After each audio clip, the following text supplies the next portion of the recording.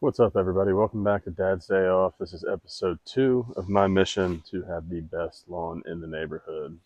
And we are working with St. Augustine grass here. In the last video, if you tuned in, we were starting to battle a little bit of weeds growing in the yard. And when I say a little bit, I mean they actually took over the entire yard. There were chamber bitter, a little bit of broadleaf, just things sprinkled in all over the lawn. Way too much to pull by hand, so we treated that with herbicide. Now we're going to get into what I think the cause of that issue is, which is the irrigation. And I think we've got some uneven watering, which has not allowed for some of these more patchy areas to grow in. And so what we're going to address, we're going to go ahead and try and measure and see and make sure that the yard's actually getting enough water, number one, and that it's spreading evenly.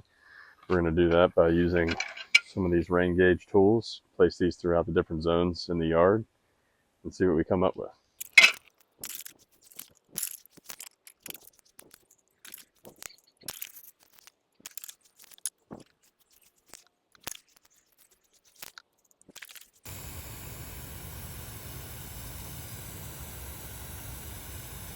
I drew this little layout, marked where I had all the gauges at. I'm going to go pull each one of them and put a measurement down for each so we can see how we did.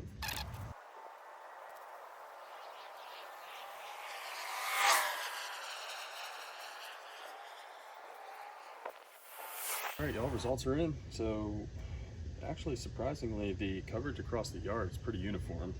Now we do have a couple of zones that are a little bit low, so I've had this system set up to run for 15 minutes twice a week.